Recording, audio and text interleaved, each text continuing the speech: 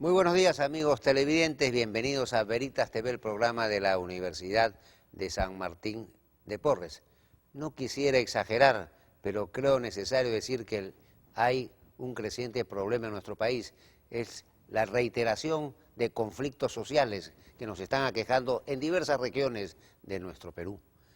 Para hablar de este tema y sobre todo qué hacer para enfrentar estos conflictos sociales, hemos invitado al doctor Miguel Santillana, quien es investigador principal del Instituto del Perú de nuestra Universidad de San Martín de Porres. Muy buenos días, doctor Muy Santillana. buenos días. Bien.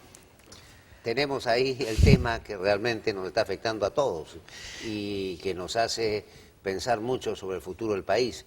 ¿Qué podría decirnos al respecto? ¿Cuál es su diagnóstico inicial?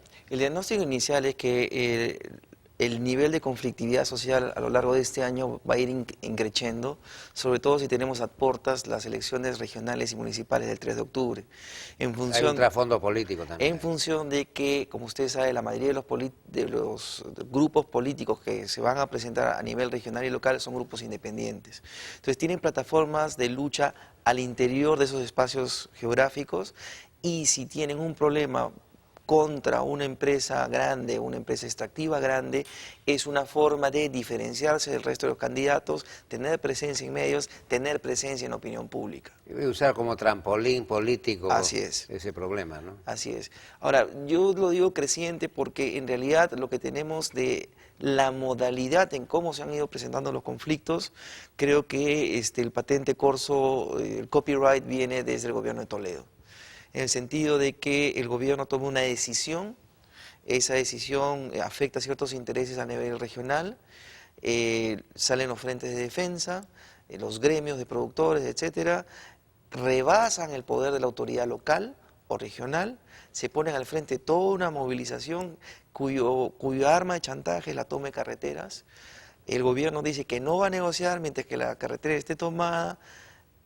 Hay un conato de represión, hay algunos muertos, los medios levantan el tema de los muertos, el gobierno como que se asusta, llama al diálogo a pesar de que la carretera no ha sido desbloqueada y todo esto termina en una feliz mesa de diálogo. Mesas de diálogo que no tienen... ¿Están dando resultados? No, mesas de diálogo que no tienen cronogramas, que no tienen metas, que no tienen monitoreo ni evaluación. Entonces lo que tenemos es una acumulación constante de problemas que no se definen, que se patean para adelante y que gobierno va heredando. Entonces el problema es que el Estado, uno, pierde credibilidad. Hay grupos que están atizando la hoguera.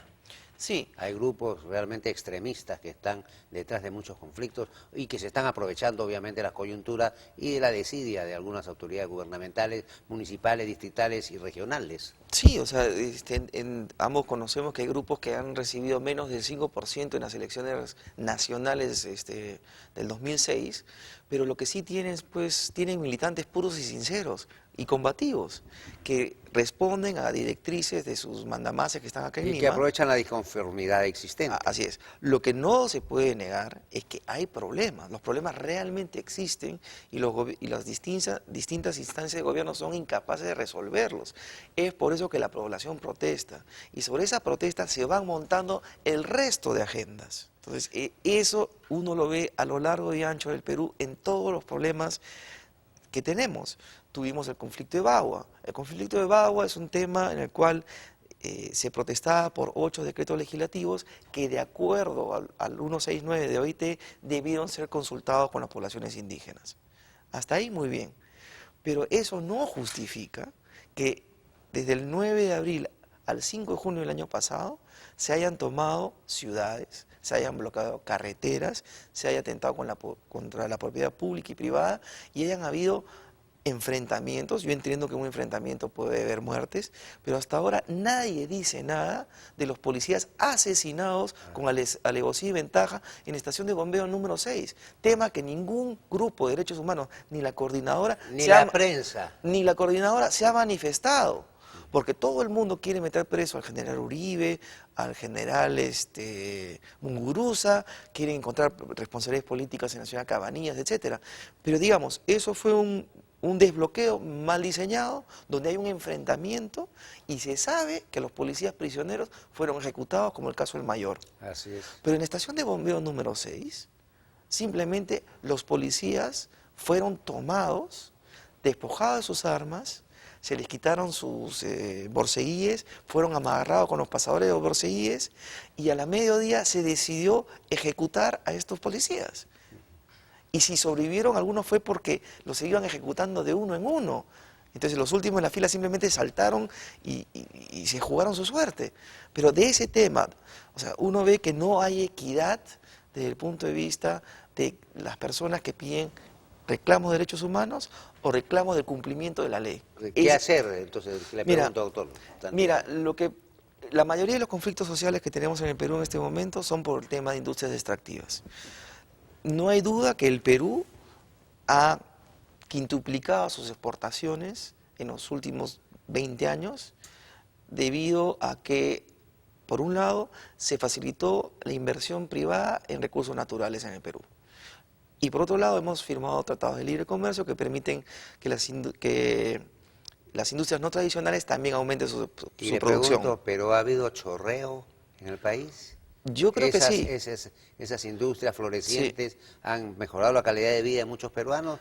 Mire, digamos, los promedios son odiosos, pero si había un 54% de pobreza, se ha ido reduciendo a un 39% de pobreza. Uno ve que hay un surgimiento de clases medias en provincias. Eso es indudable. Si no, ¿por qué hay centros comerciales en provincias? Cines, hay restaurantes, hay poder adquisitivo. Digamos que no toda la riqueza se ha distribuido. Veámoslo también acá en la zona circundante de Lima. Claro, cono norte, cono sur, cono oeste. Entonces, digamos, uno puede, según estos personajes, alegar que no todos se han beneficiado. Ok. Sobre eso habría que decir lo siguiente. Hay que profundizar el desarrollo descentralizado. Así es. Ese es el tema. Pero discúlpeme, las industrias extractivas no están en Lima. Sí, pues, pero... Las industrias extractivas no están en Lima, están al interior del país. Ahora, lo que yo sí veo como raíz del conflicto es lo siguiente. El Perú es muy bueno para promocionar en Londres, Toronto, Houston o Nueva York lotes petroleros, posibilidades de inversiones en minería. Y contratamos bancos de inversión, empresas de publicidad, de relaciones públicas y hacemos unos roadshows espectaculares. Bueno, al interior del país, en ninguna parte se hace ese tipo de ejercicio. Entonces, las poblaciones no tienen esa información que se le ha dado fuera al inversionista, ese mismo ejercicio no se hace hacia el interior. Entonces, ¿qué pasa? Una población que ve que una persona viene con un derecho minero o un derecho petrolífero, no está informada y todos estos grupos que están en contra de este tipo de inversiones empiezan toda una campaña de desinformación, porque de falta miedos, información por y supuesto. comunicación adecuada de parte del gobierno y de las autoridades regionales, Así municipales. No hay una adecuada comunicación, esa es una grave carencia en la actualidad de las autoridades. Entonces, además por eso las personas no saben de lo que se trata, en qué los va a beneficiar y se dejan manipular o llevar como peleles por los extremistas, ¿no? Así es, entonces se pone al Estado en una situación que no parece ser un juez justo, sino que se le ve al Estado como sesgado hacia las empresas en contra de los intereses de los pobladores, cosa que no es cierto. Así es. Entonces ahí tenemos un problema de comunicación fuertísimo. Muy fuerte del gobierno. Por ejemplo, temas recientes, el tema de la huelga de los mineros informales. El decreto 012 es para Madre de Dios, el conflicto social es en Chala. Sí. ¿Por qué? Porque los dirigentes de la FENAMARPE, especialmente FENAMARPE, le cuentan a sus bases que lo que sucede en Madre de Dios es la punta de lanza que va a destruir a la pequeña minería y minería artesanal. Vale decir, a pobladores de la parte alta de Ayacucho, Arequipa, Nazca y Palpa. Entonces, 10.000 personas bajan de las alturas, toman la carretera porque piensan que van a perder su fuente de ingreso, cosa que no está en ninguna parte del decreto. Sí.